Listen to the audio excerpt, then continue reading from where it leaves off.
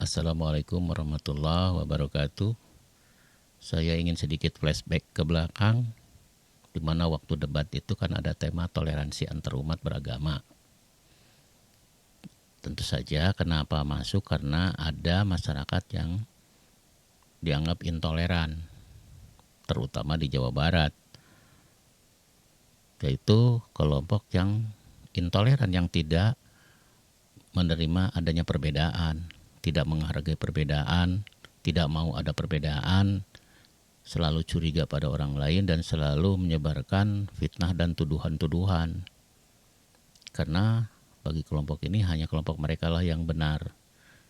Maka sentimennya itu adalah sentimen keagamaan, karena yang dibawa selalu dikait-kaitkan dengan keagamaan. Jadi pandangan bahwa agama mereka yang paling benar itu dijadikan alat untuk menyerang lawan gitu. Dan kita lihat dulu. Saat saya SD, guru PMP saya namanya Udensius Natet, dia beragama Katolik. Saya ditampar di sekolah, ketika pulang ke rumah saya ditampar lagi oleh orang tua saya. Artinya sesungguhnya orang Jawa Barat sudah sejak lama hidup toleran dan tidak ada problem tentang agama. Yang menjadi problem adalah adanya kekuatan politik yang seringkali mengkapitalisasi isu agama menjadi bagian dari elektoral. Untuk itu, kalau ingin merukunkan orang Jawa Barat, saya katakan orang Jawa Barat itu toleran. Cuman orang Jawa Barat adalah tidak berani menghadapi orang yang intoleran. Pelaku intoleran di Jawa Barat ada dua komunitas. Satu kaum urban, yang kedua adalah kaum migran. Kalau seperti itu diperlukan political will adalah pemerintah provinsi tidak boleh takut terhadap kaum intoleran, berpegang teguh pada peraturan perundang-undangan, dan yang paling utama adalah jangan sekali-kali mengkapitalisasi itu agama untuk kepentingan politik. Pertama, kapitalisasi politik. Jadi politik identitas, di mana perpolitikan atau persaingan politik itu menjual isu-isu agama. Resikonya dari asalnya pemilihan orang, pemilihan partai, seolah-olah yang direbutkan itu kebenaran, keyakinan.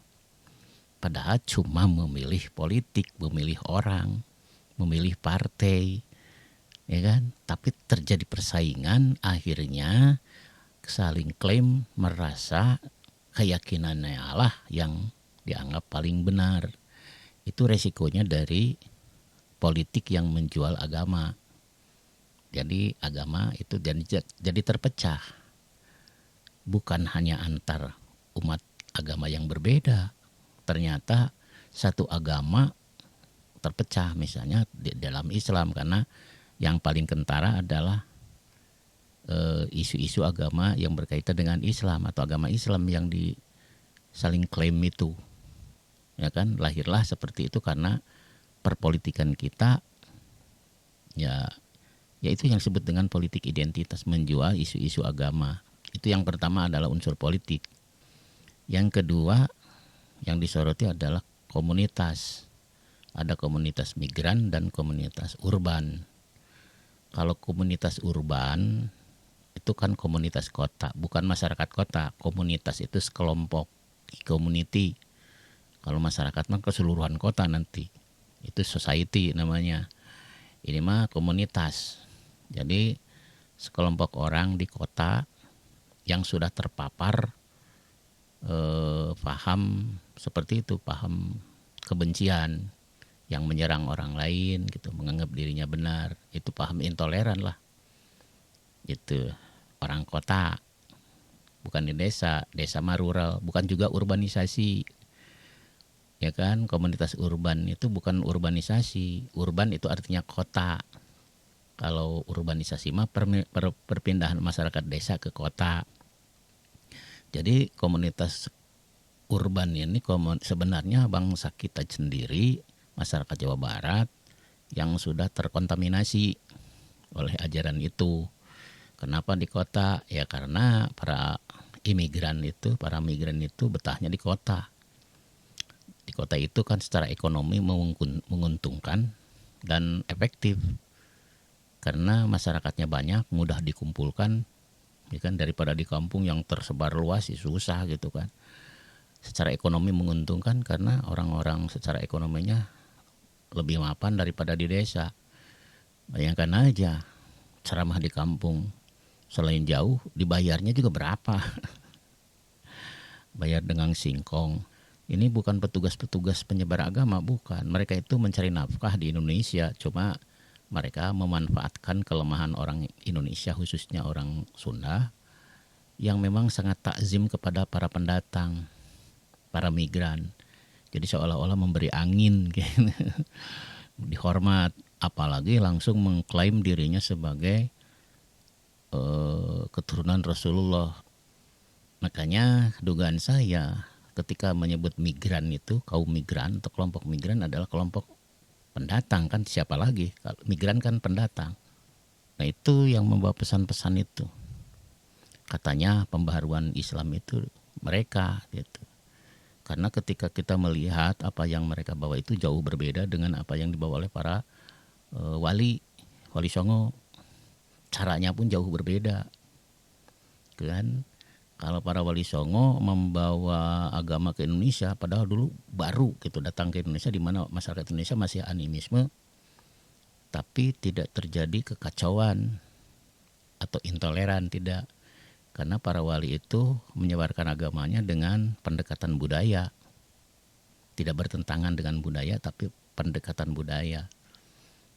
Bedug yang asalnya digunakan untuk alat atau media peribadatan digeser ke Islam menjadi alat pemanggil waktunya sholat.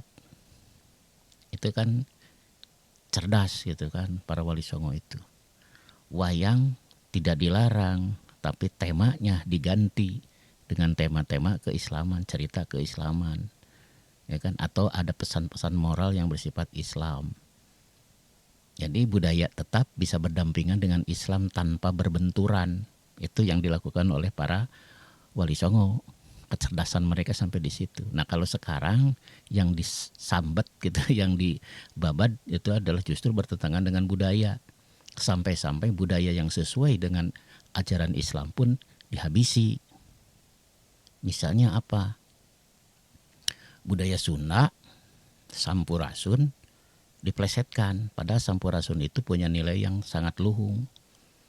Kearifan lokal Sunda yang sesuai, bahkan sangat sesuai dengan ajaran Islam pun dibabat habis. Sampurasun itu dari kata Sampura Ingsun, pinjaman daripada bahasa Jawa. Sampurasun itu Sampura Ingsun, jadi hampura. Mohon maaf Ingsun, saya. Maafkan saya. Apa nggak boleh kita minta maaf kepada orang lain? Justru Islam yang asli, yang original, mengajarkan kita untuk saling memaafkan. Untuk apa?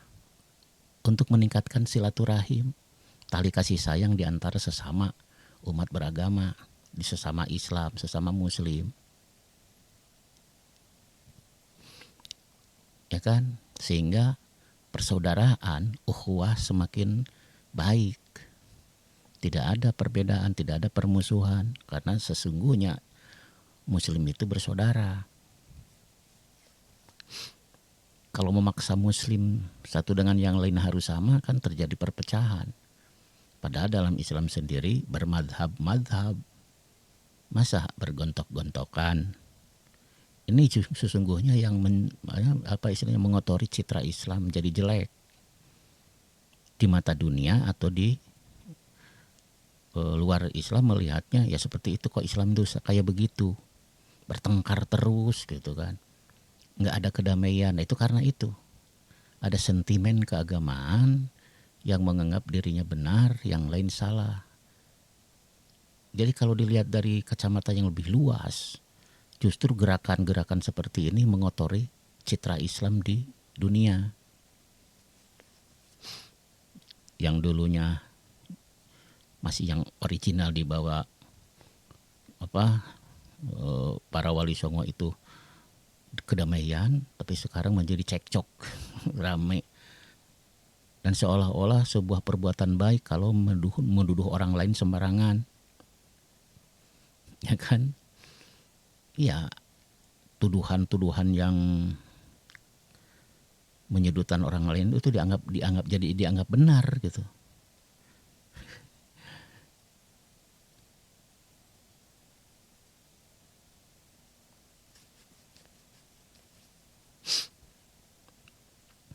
Masa ini dia merasa menjadi Islam, misalnya Muslim yang benar, menuduh warga Jawa Barat itu salah pilih.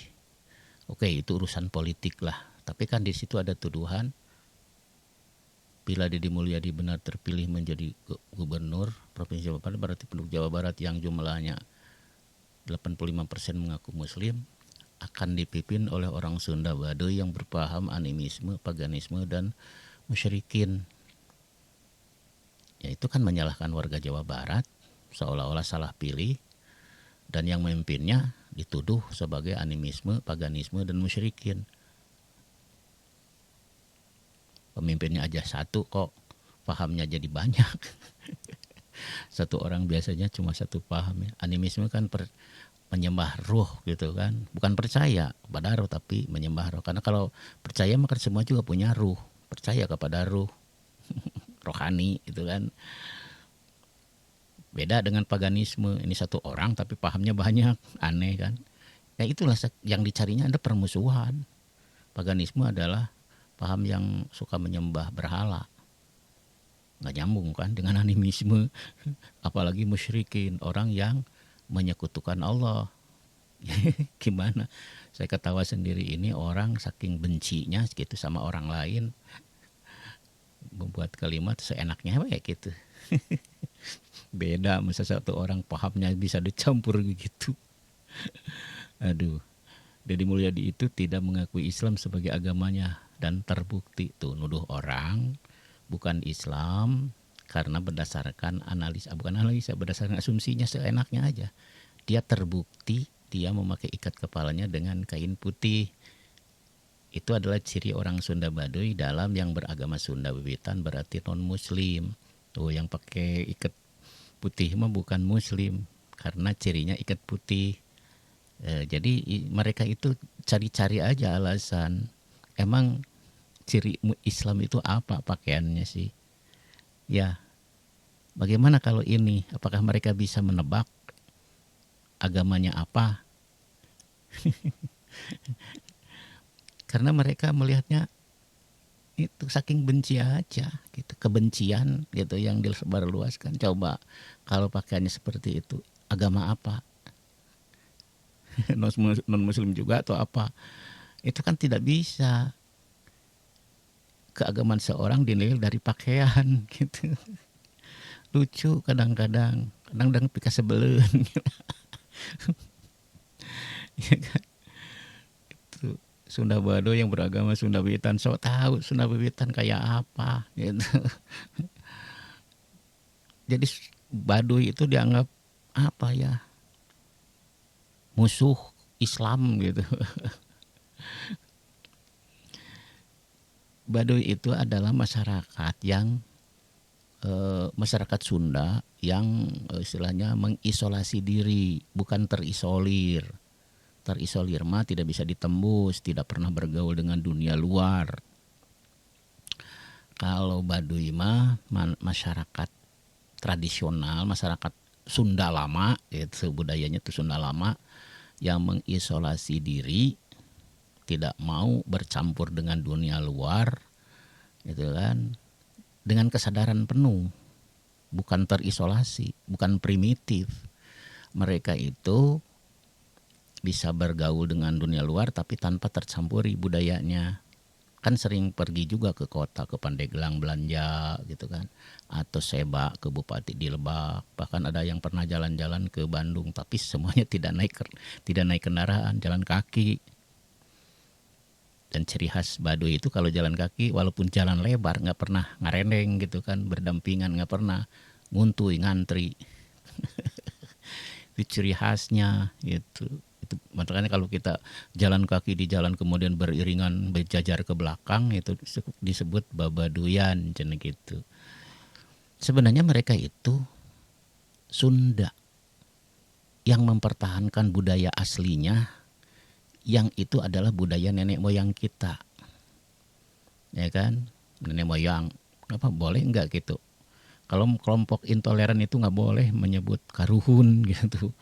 Mungkin ke nenek moyang boleh, silsilah gitu.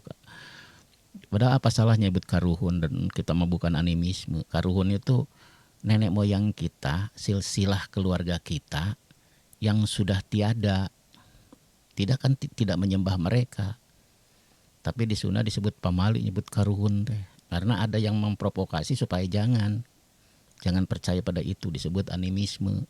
Ternyata ada tujuan sistematis supaya orang Sunda tidak bangga dengan budayanya. Kalau sudah tidak bangga dengan budayanya, maka ada kosong tata nilainya. Kalau jiwanya sudah tata nilainya dalam dirinya, pahamnya sudah hilang, maka mudah dirasuki oleh paham-paham baru. Gitu kan? Itu sehingga lemah, gitu kan.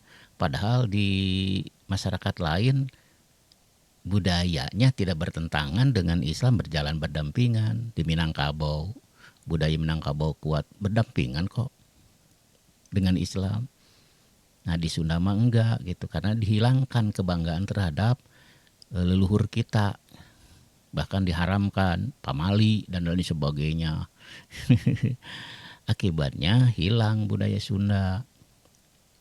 Yang masih mempertahankan budaya Sunda itu ya Baduy, tapi kan dianggap oleh orang Sunda lainnya itu adalah masyarakat bodoh, tertinggal dan primitif, serta apa ya, pokoknya yang tidak mengenakan. Padahal itu orang Indonesia juga, orang Jawa Barat juga, orang Sunda juga. Cuma beda paham, mereka nggak mau tercampuri gitu kan. Apa salahnya, itu kan hak mereka. Hak mereka kan. Padahal Islam mengajarkan ya menghargai hak orang lain. Rasulullah sendiri sudah mengajarkan itu, kenapa tidak diikuti? Katanya harus mengikuti sunnah Rasul. Sunnah Rasul itu apa? Perbuatan, diantaranya perbuatan Rasul menghargai orang lain yang berbeda. Terus yang dimaksud migran gitu kan, tentu saja imigran ya. Kalau emigran kan keluar, pasti ini imigran. Tapi yang maksud imigrannya itu atau migrannya itu siapa ya?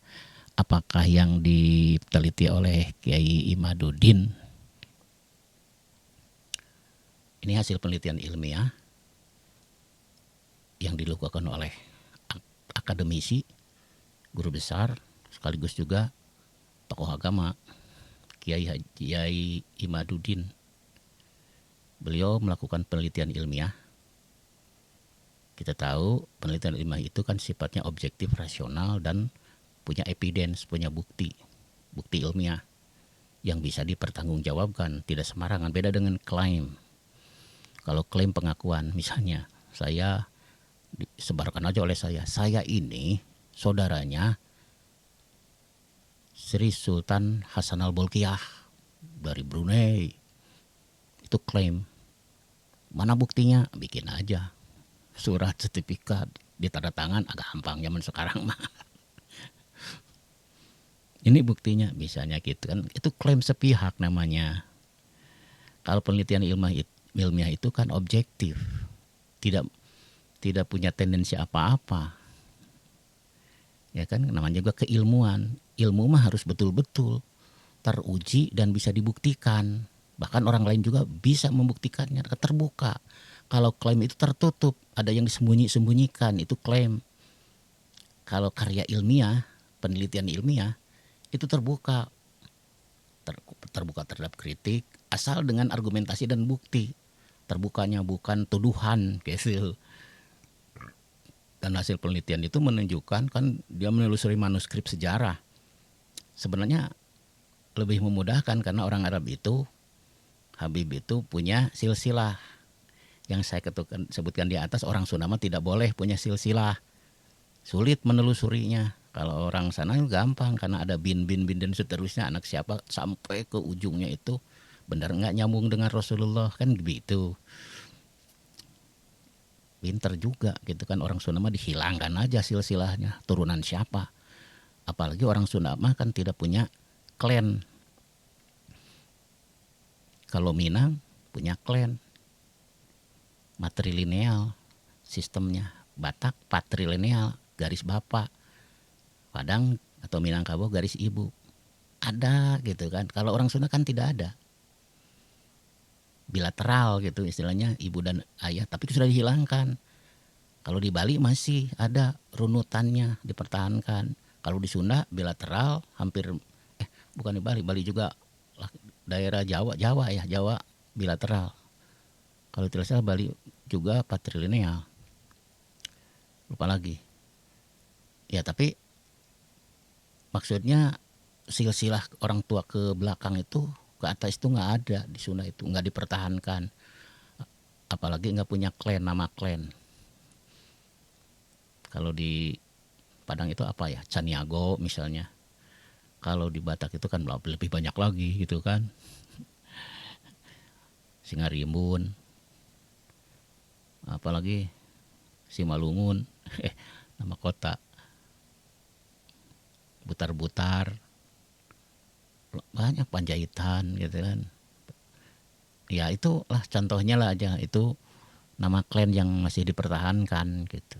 Di Sunda kan nggak ada, makin parah gitu, memperparah keadaan dan semakin hilang silsilah ke atas, maka kita tidak ada kebanggaan terhadap keluarga kita, nggak ada kebanggaan, ya kan? Makanya ya begitulah, akhirnya budayanya pun merasa malu kalau dipertahankan. Itu kan buhun, orang lain mah mempertahankan budaya leluhurnya, sementara orang Sunda mah merasa pamali kalau entah siapa tuh yang memulai supaya orang Sunda menghilangkan itu. Nah ini mereka itu ada manuskripnya, sejarahnya ditelusuri, ternyata bukan, tidak ada kaitannya dengan Rasulullah, katanya Habib di Indonesia itu nggak ada. Dan jangankan keturunan Nabi, keturunan Arab saja, ini kata Imad, mereka bukan. Oh, dari mana tuh? Dari Arab saja bukan. Jadi bisa saja itu klaim kami dari Arab, keturunan Rasul, tapi tidak mau membuktikan. Dan membuktikannya pun bukan secara ilmiah, secara klaim itu. Kalau klaim mah nggak bisa dipertanggungjawabkan gitu. Ya begitulah. Belum lagi bukti-bukti lain.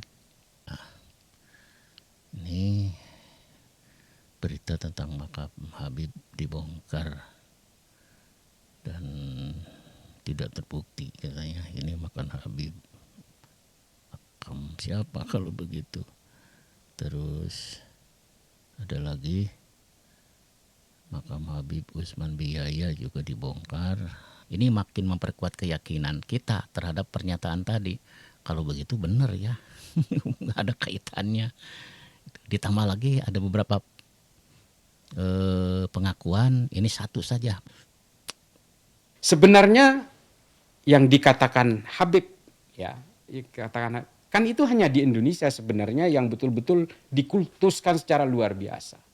Rasulullah ingin betul-betul mewariskan akhlak yang baik kepada umatnya. Bukan soal keturunan, bukan soal genetik. Kalau mau berbicara tentang bagaimana masa kecil saya yang betul-betul terjajah, seolah-olah seorang Habib itu adalah masterpiece yang tidak mungkin salah, seolah-olah ini maksum. Saya menganggap bahwa sejak dulu saya tertipu rupanya. Karena setelah dewasa saya ditipu berkali-kali oleh orang yang mengaku Habib. Al sarung lah, saya sering ditipu masalahnya. Dan berbekal takzim itulah kemudian saya rela ditipu berkali-kali. Saya tidak merasa tertipu dan belum pernah tertipu. Karena dari dulu saya objektif, tidak pernah berprasangka buruk pada orang. Tapi juga tidak pernah menggunakan perasaan saya untuk terlalu mencintai orang. Nggak pernah. Saya selalu menganggap budaya Sunda itu, saya orang Sunda jadi asli mengambil posisi siger tengah. Orang tua saya mengajarkan hirup mah kudu siger tengah. Siger tengah itu bisa menilai objektif kepada kiri kanan. Tuh. Kalau terlalu kanan kita tidak bisa objektif menilai yang kiri. Terlalu kiri kita tidak bisa menilai secara objektif yang kanan. Kalau di tengah bisa kiri bisa kanan. Saya berusaha untuk menilai sesuatu secara objektif. Biarkan aja orang menilai. Mudah-mudahan bisa menilai secara objektif juga gitu kan.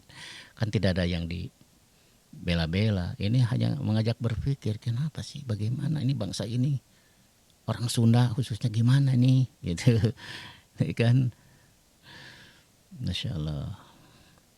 Ya, sekali lagi saya mengajak berpikir, pantaskah kita sebagai umat gontok-gontokan hanya memperebutkan sebuah keyakinan yang hak menilainya ada pada Allah, bukan pada manusia.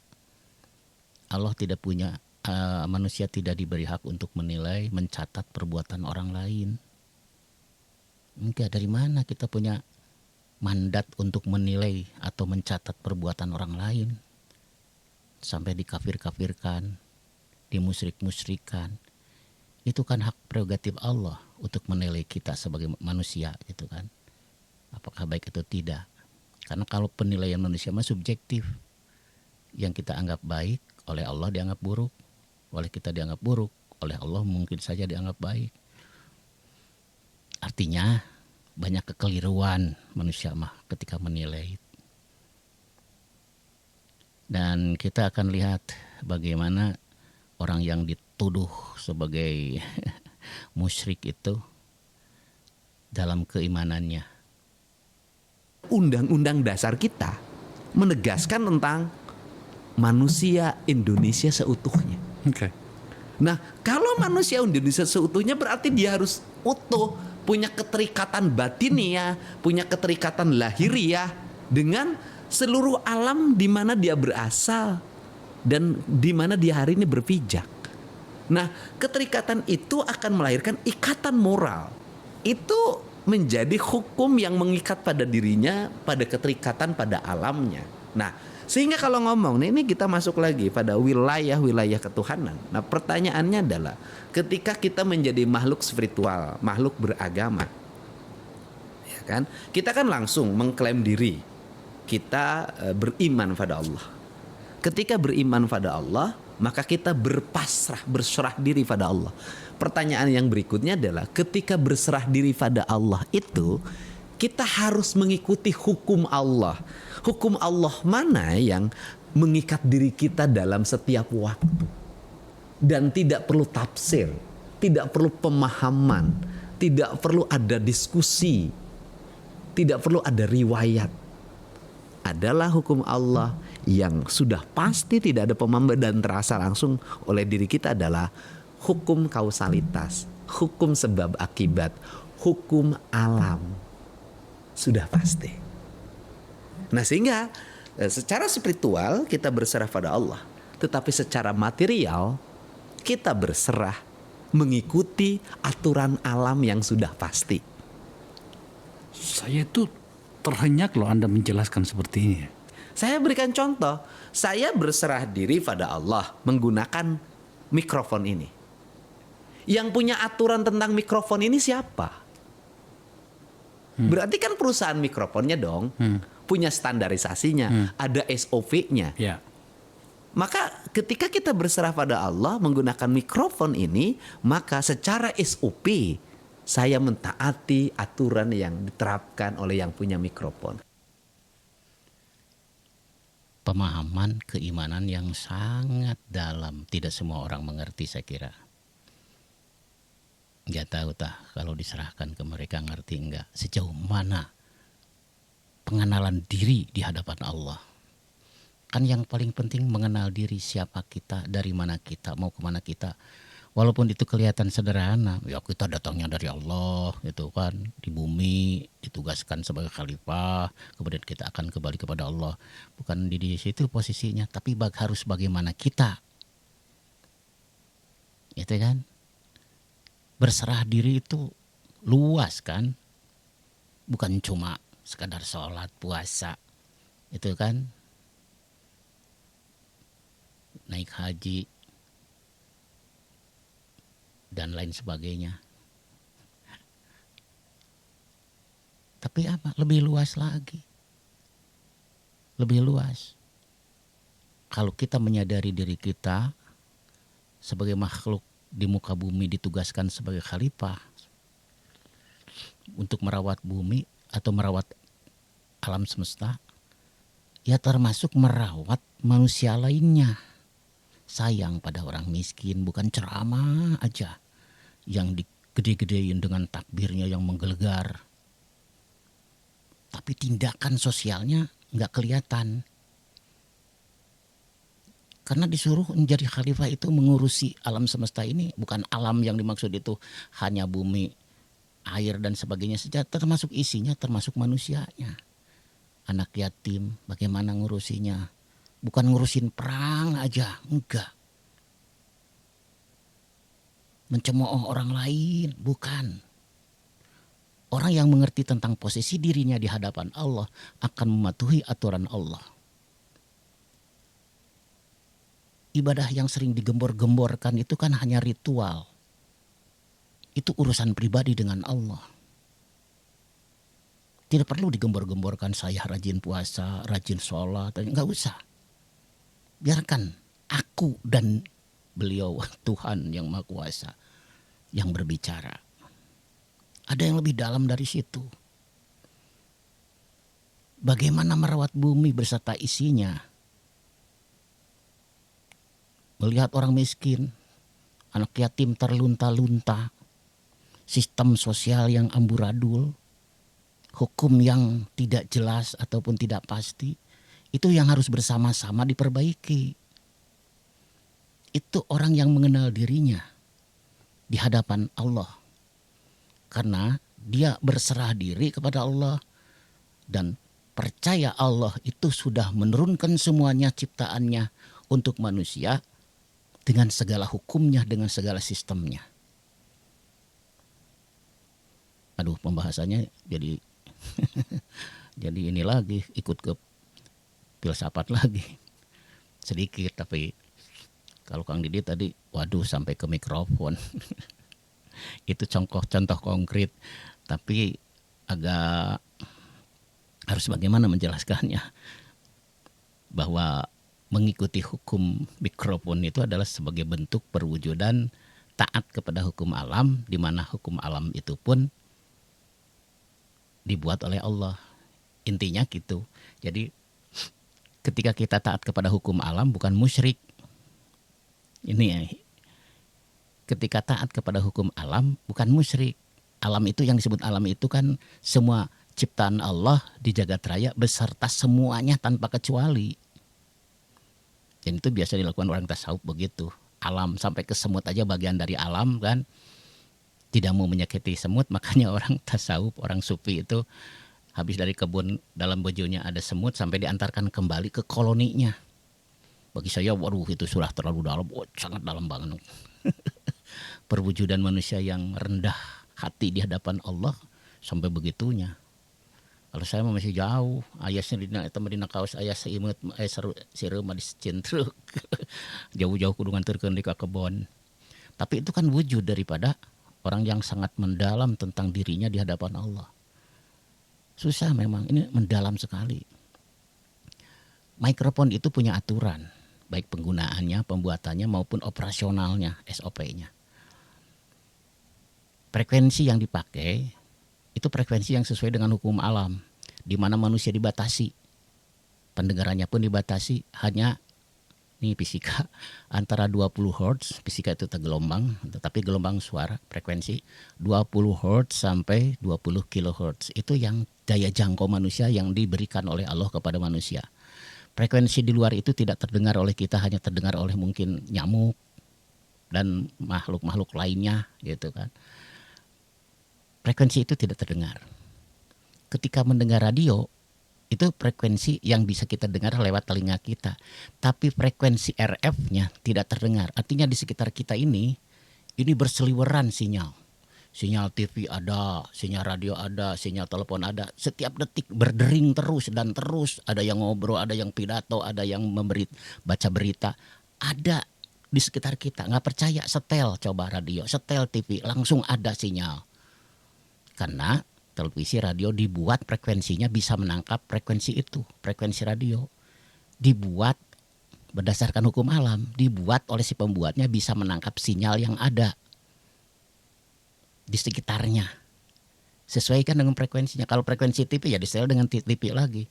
Dulu TV istilah namanya masih manual. Digital disebutnya frekuensi, lupa lagi. Kalau sekarang sudah digital kan. Frekuensi yang dulu nggak bisa ditangkap, atau bisa pun ya yang sekarang tidak bisa ditangkap oleh TV yang dulu, ya kan, karena sudah digital, frekuensinya sudah berbeda dengan TV analog. Oh ya, namanya analog jadi ingat sekarang. Frekuensi yang sekarang tidak bisa lagi ditangkap oleh TV yang masih analog, harus yang digital, DPB-T2 gitu kan. Sinyal dari satelit beda lagi DPB-nya. DPB-T bukan T itu mah DPB-C gitu kan frekuensinya. Jadi peralatan itu disesuaikan dengan frekuensi di mana sinyal datang, bisa kedengaran. Artinya frekuensi radio itu hanya bisa ditangkap oleh antena radio atau antena TV. Telinga kita tidak bisa mendengar karena di luar frekuensi 20 kHz dan di bawah 20 Hz. Itu hukum alam toh. Yang disesuaikan, kita harus menyesuaikan diri dengan itu kan. Bayangkan kalau Allah tidak adil, tidak maha kuasa. Ini soal keimanan kepada Allah. Bayangkan kalau semua frekuensi dapat kita dengar. Puyeng manusia, pusing setiap hari berita masuk, belum telepon berdering segala macam. Radio sinyalnya bisa tangkap berapa ratus ribu itu frekuensi radio. Berapa banyak channel televisi yang banyak bisa kita dengar dengan telinga. Waduh. Manusia tidak bisa tenang dan bisa mati karena stres. Tapi Allah maha adil, maha bijaksana. Memberikan keterbatasan atau dibatasi manusia itu frekuensinya. Jangan sampai semua frekuensi bisa didengar. Disinilah pasrah diri kepada Allah. Wah, manusia, Allah maha kuasa. Belum lagi kalau kita melihat ciptaan Allah yang begitu luas. Planet-planet bertebaran. Mereka taat setia kepada hukum Allah. Hukum yang mana? Hukum alam. Jangan dikatakan musyrik kalau kita patuhi hukum alam. Karena hukum alam yang membuatnya Allah juga subhanahu wa ta'ala. Ini gambar di layar belakang saya. Ada tata surya di mana matahari di tengah. Ada Merkurius, Venus, Bumi, Mars, Jupiter dan seterusnya sampai ke Pluto paling luar. Sepengetahuan manusia ada 9. Baru sepengetahuan manusia, walau alam masih ada tidaknya karena jangkauan akal manusia dan teknologinya belum sampai. Ya kan, penjelajahan keluar angkasa entah sampai mana belum tahu, entah benar atau tidak. Garis yang ada di gambar itu hanyalah gambar ilustrasi. Tidak ada garis di situ, tidak ada rel di jagat raya. Tapi mereka tetap berputar pada porosnya tanpa rel. Kalau kereta di dunia buatan manusia tanpa rel sudah kemana-mana. Ngajlok kemana-mana, wah ngacak. Ya kan? Tapi ini benda langit yang berputar pada porosnya, yang mengitari pada arah revolusinya, pada jalur revolusinya, perputaran mengelilingi, misalnya bumi mengelilingi matahari, tetap gitu. Relnya itu tidak berbenturan dengan Merkurius mungkin. Atau mendekat terlalu dekat dengan matahari, posisi Venus diambil, enggak, tetap aja posisinya di ketiga, setia. Bumi itu setia di lingkaran yang ketiga. Atau menjauh sehingga semakin dingin bumi itu, manusia bisa mati kedinginan. Ketika mendekat bumi kepanasan, tetap setia. Itulah hukum Allah, hukum alam. Ya kan? Mereka tidak diberi akal, tapi diberi energi oleh Allah supaya tetap berada di posisinya. Tidak ada garis rel itu, tidak ada, kosong. Kalau apalagi kalau kita melihat yang lebih luas, misalnya ini adalah apa istilahnya, galaksi. Galaksi apa ini, Bima Sakti gitu atau Andromeda, Bima Sakti kayaknya. lupa lagi bentuknya. Tapi semua hampir sama berbentuk spiral. Di mana matahari? Matahari kan salah satu bintang dari yang bercahaya. Ini jutaan bintang loh. Baru satu galaksi saja jutaan bintang. Sampai hampir terang begitu, itu jutaan. Dari mulai bintang besar sampai yang terkecil, semuanya menyala. Bumi tidak menyala. Ya kan? Bumi tidak menyala.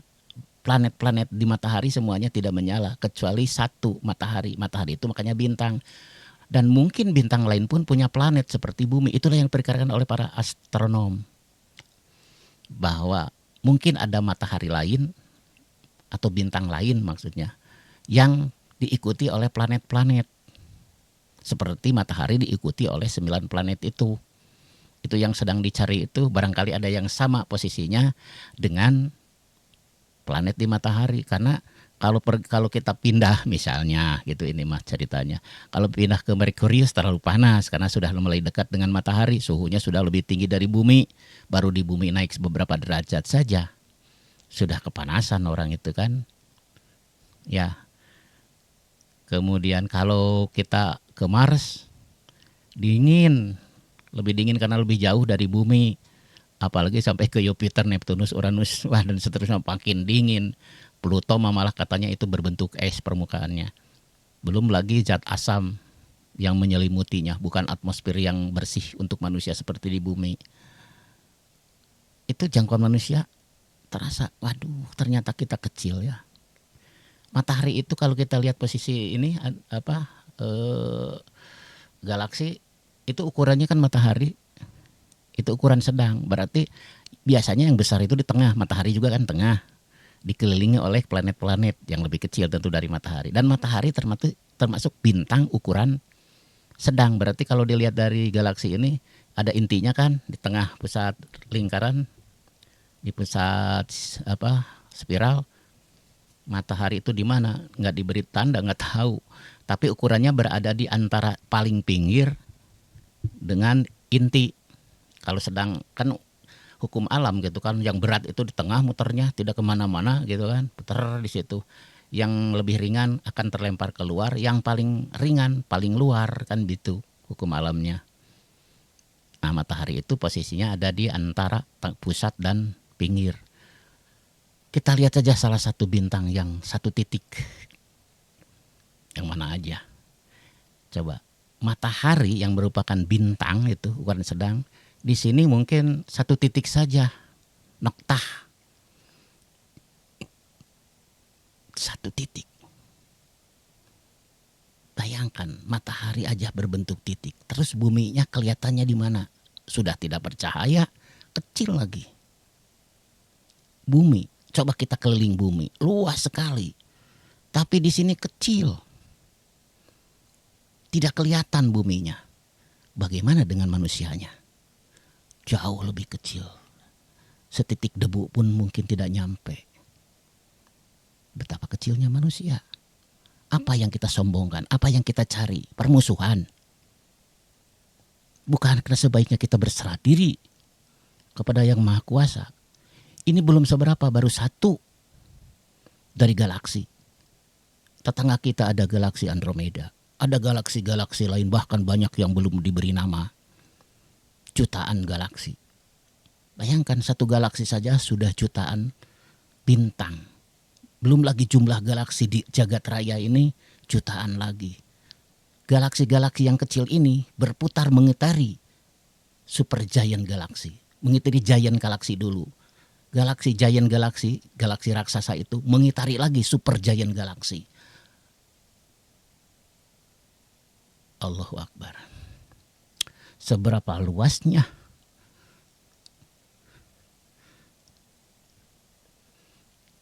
Allah Subhanahu wa taala menciptakan jagat raya. Sementara manusia merasa sombong di antara manusia lainnya. Apa yang kita sombongkan coba? Maaf. Itulah. Semakin kita mengenal diri kita, siapa kita, di mana kita. Maka rasa keimanan kita terusik. Mohon maaf.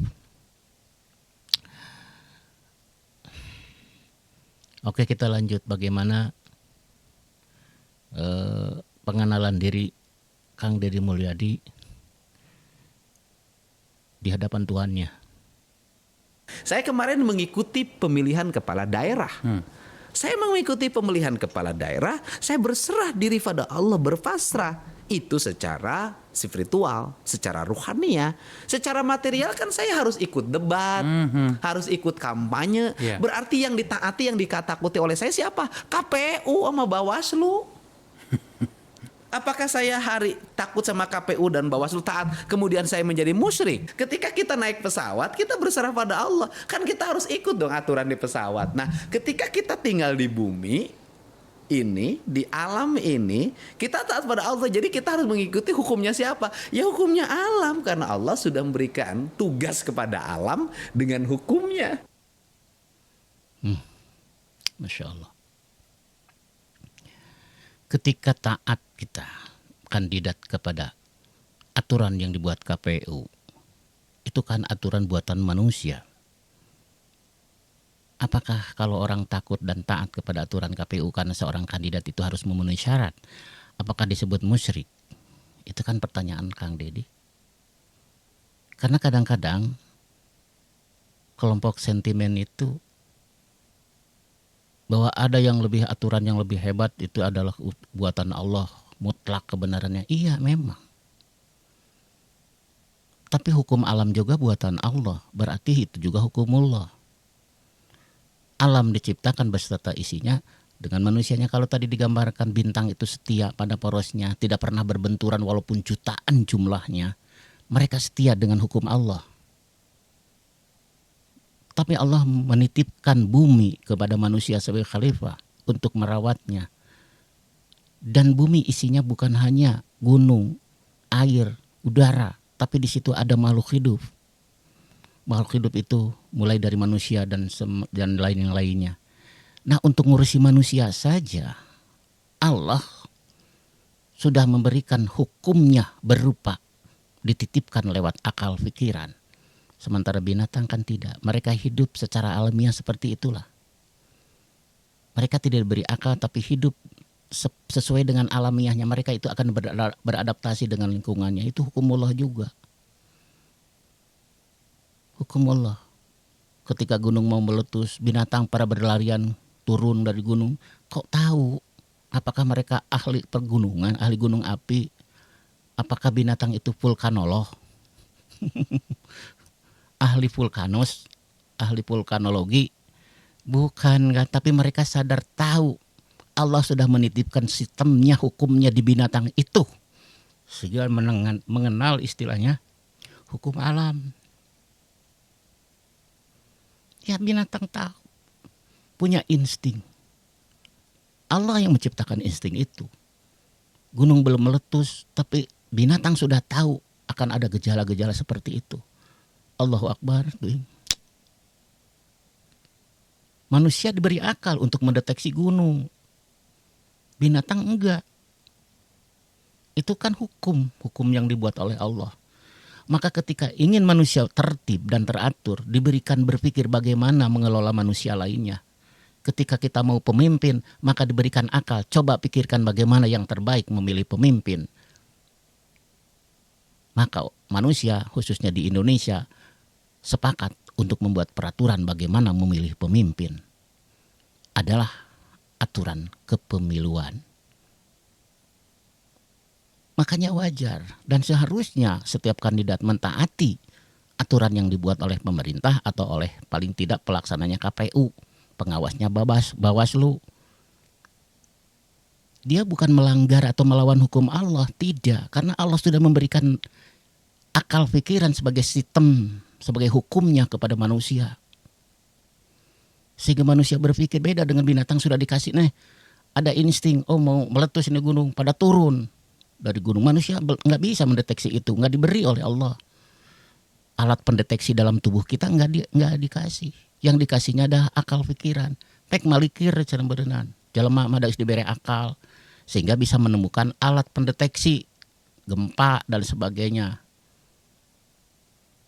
ya kan? Pengukur suhu itu kan hasil akal manusia. Siapa yang memberinya? Allah Subhanahu wa taala. Itu kan hukum alamnya berupa seperti itu. Itu kenapa Kang Dede menyebut bahwa mentaati aturan yang oleh KPU dibuat itu bukan musyrik. Karena itulah titipan Allah juga.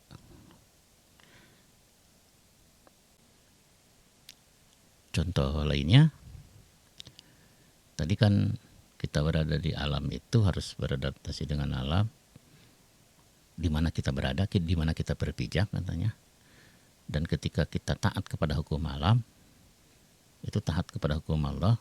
Karena Allah menciptakan alam ini dengan hukumnya, kan begitu kurang lebih itunya. Ya kita terjemahkan misalnya dengan siklus air.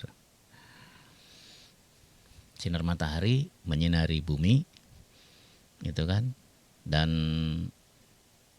bumi mendapatkan intensitas sinar matahari berbeda. Kalau sudut datang sinarnya tinggi, besar, 90 derajat, maka suhunya tinggi biasanya, intensitasnya tinggi. Tapi kalau kebetulan posisi mataharinya sudah miring, ya kan, baik pagi atau sore, itu intensitasnya berkurang karena sudut datang sinar jadi sudut sempit gitu kan. Itu dalam fisika lah gitu, bisa ada dibuka kembali gitu dulu masa waktu sekolah. Gitu. Terus akibat dari tekanan udara yang berbeda, maka massa udara akan bergerak berpindah sendirinya dari daerah yang tekanannya tinggi ke tekanan yang rendah, ke massa udara yang rendah. Itu namanya angin kan. Jadi nggak ada dewa angin niup nggak ada.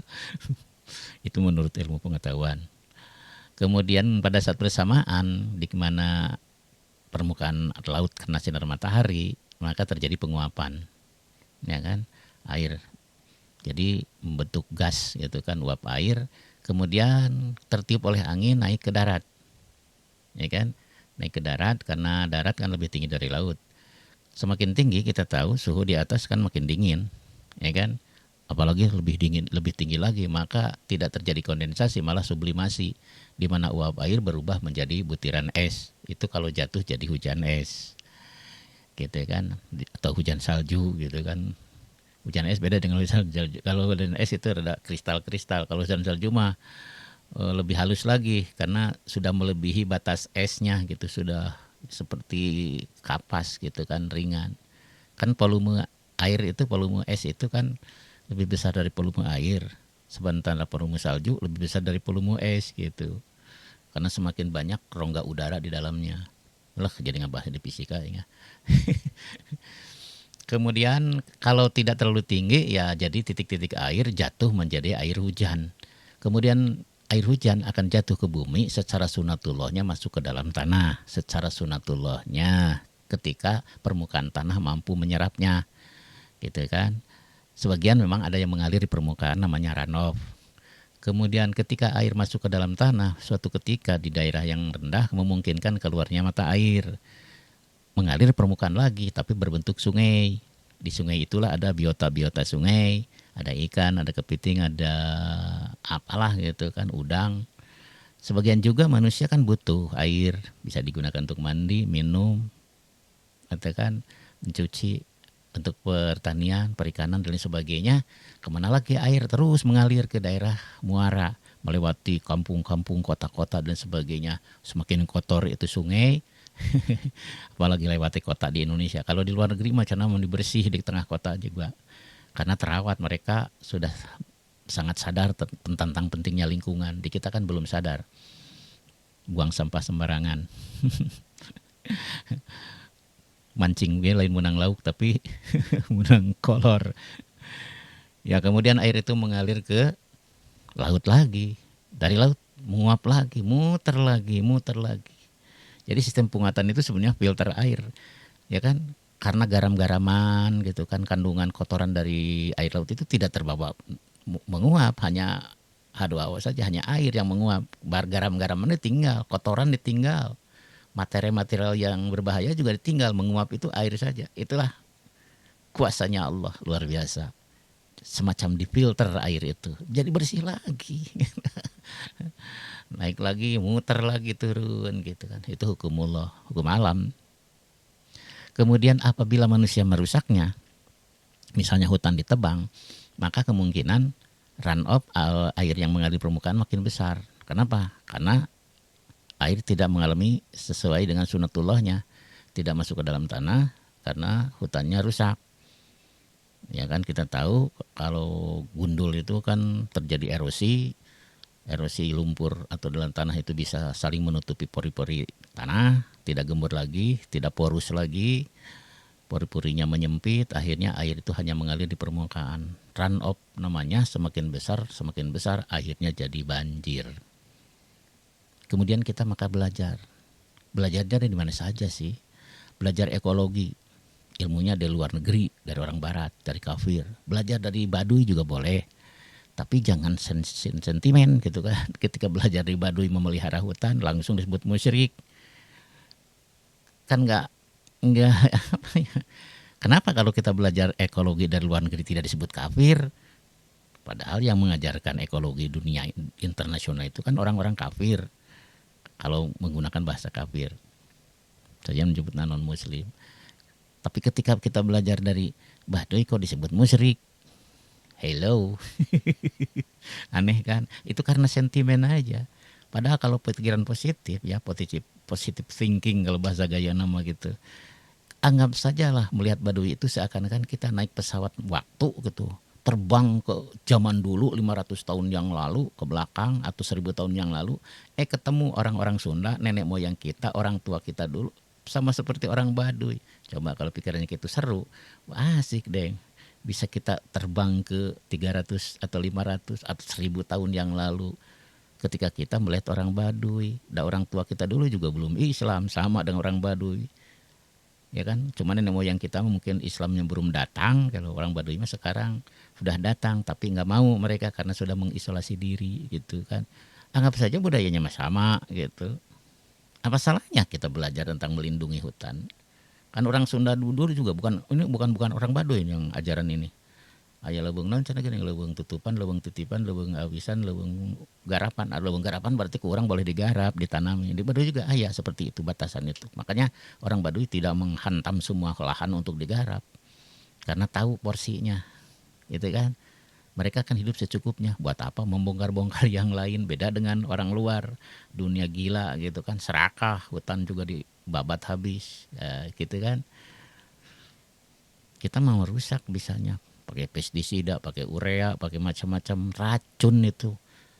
Tapi dunia luar. Dunia yang dulu kita belajar tentang ekologi. Gitu kan. Ternyata mereka back to nature sekarang. Ya kan. Kembali ke alam, maka ada istilah go green, kembali ke hijau. Jangan coba-coba kalau kita menjual buah-buahan keluar, tapi di sininya pakai pestisida, ditolak. Kita menjual sesuatu dikemas dengan plastik ke luar negeri, ke Eropa, ditolak. Kenapa? Go green mereka itu, back to nature, kembali ke alam. Artinya kembali seperti orang Baduy, kan gitu. Iya kan, back to nature. Orang Baduy mungkus sangu ku daun, teku plastik. Cuma beda olahan saja. Orang Eropa juga sekarang mau bikin bungkus itu harus dari sumber alam diolah, cuma tidak bentuk daun lagi. Mungkin dari daun itu diolah sedemikian rupa jadi pembungkus yang lebih modern lah karena pakai mesin. Artinya ya kembali seperti Baduy.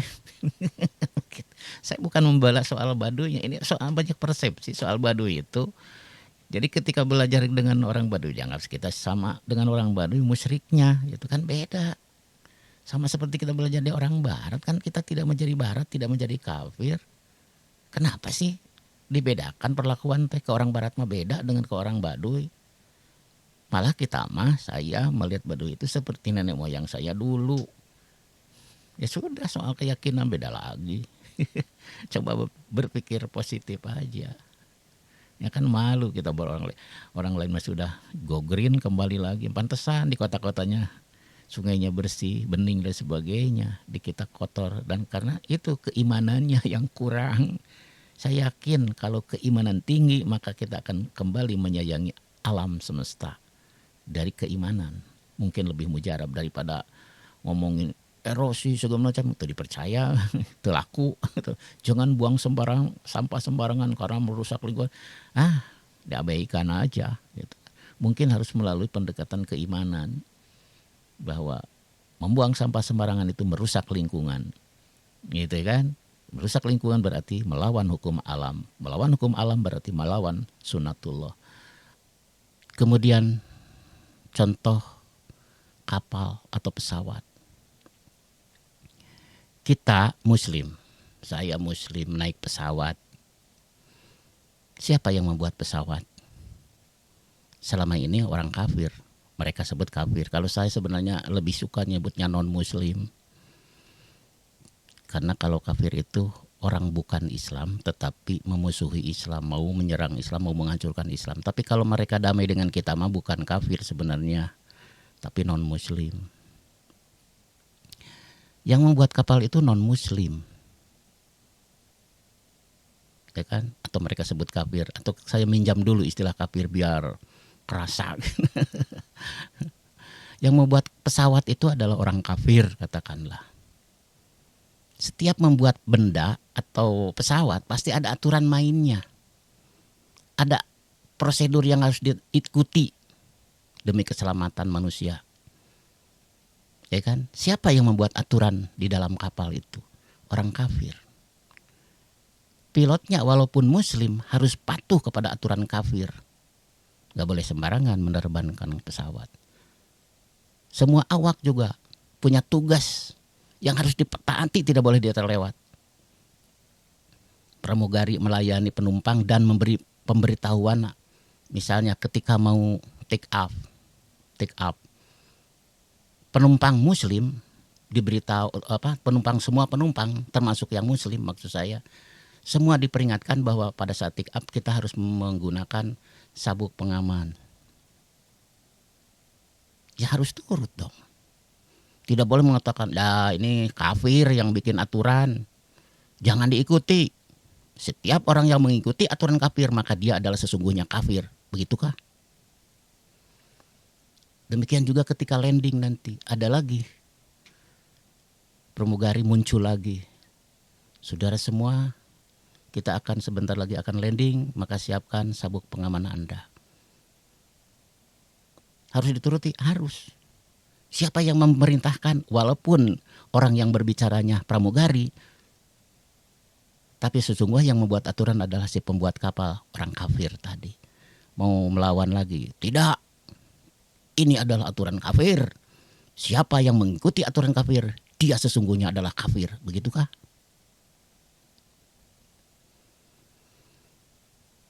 Ketika di atas angkasa atau sedang terbang, nggak boleh kita sembarangan buka pintu misalnya, walaupun pintu darurat. Ya karena kalau pintu utama kan itu dari kontrolnya dari pilot. Kalau pintu darurat penumpang sebenarnya bisa membuka, tapi semakin tinggi semakin sulit karena tekanan udaranya kuat. Kudu pakai dongkrak. Tapi ada penumpang misalnya mencoba. Allah, siapa yang larang? Kafir. Tidaklah. Siapa manusia, siapa muslim yang mengikuti aturan kafir, maka dia adalah termasuk golongannya, golongan kafir. Begitukah? Coba aja. Buka pintu, meureun teu isi kapal mah mabur keluar kasedot. Kenapa? Karena tekanan di dalam tinggi, sementara di luar ringan kosong. Kamu lamun teu make seatbelt maka kan kalau sudah tenang di atas mah sudah stabil bisa buka tuh seatbeltnya, pengamannya, atau meureun bisa ngaracleng atau paling tidak meledak karena ada tekanan yang bisa sekaligus gitu kan, karena tekanan udara di atas itu kan kosong, kalau di luar ringan gitu kan, di dalam itu padat penuh gitu kan, sekaligus dibuka kebayang atuh ada yang sekaligus mendadak keluar gitu kan, des gitu kan, masya Allah. Itu siapa yang membuat aturan? Kafir yang membuat kapal, yang membuat pesawat. Tapi sesungguhnya aturan yang dibuat si kafir tadi adalah penyesuaian terhadap kondisi lingkungan alam. Siapa yang membuat hukum alam? Ya Allah. Jadi walaupun kafir yang membuat aturan tapi menyesuaikan diri dengan hukum alam, itu sesungguhnya adalah hukumullah. Kita tahu tekanan udara berbeda. Pilot sudah diberi indikator tentang arah angin, ketinggian berapa kaki, menggunakan altimeter yang ada di situ. Itu kan sudah menjadi prosedur SOP-nya gitu kan. Standar Operational Procedure. Waduh, bahasana gaya-gayaan welah ini mah. Kas Kang Didi tadi. Aing mah teu sapantar jeung Kang Didi, Kang Didi mah ilmunya luhur. Tapi keun welah nginjem sawareh istilah. Ini kan. Jadi mau tidak mau harus turut, kenapa? Karena hukum alam di situ yang berbicara, bukan kafir-kafiran, hukum alam. Harus disesuaikan. Siapapun yang membuatnya ya berdasarkan hukum alam, dan hukum alam dibuat oleh Allah Subhanahu wa taala. Berarti kita taat kalau mengikuti aturan kapal itu, pesawat, berarti kita taat kepada Allah. Hakikatnya kita taat kepada Allah. Tidak boleh buka pintu, tidak boleh nyalakan handphone. Kenapa? Ya karena frekuensinya bisa mengganggu navigasi pesawat. Nggak tahu, mungkin frekuensi handphone itu bisa berbenturan dengan frekuensi yang digunakan dalam radio pesawat itu sendiri, atau mungkin biasanya interferensinya yang berbahaya itu, interferensinya. Kalau frekuensi bisa, pembuatnya pasti sudah dibedakan lah. Kalau handphone itu biasanya 2,4 GHz atau di angka 5 gitu kan, tapi mungkin navigasi mah bisa dibedakan. Tapi kan biasanya kalau elektronik itu ada interferensinya. Kan gelombang itu tidak murni di tengah, tapi ada ke pinggir ke ininya, ada sayap-sayapnya lah istilahnya, apa ya, itu interferensi, tumpangan gitu dari frekuensi itu, ada tumpangan yang frekuensi lain. Kalau mungkin kalau listrik mah apa ya, radiasinya gitu kan, radiasinya itu bisa jadi, itu frekuensi radio juga bisa mengganggu, apalagi kalau frekuensinya bocor.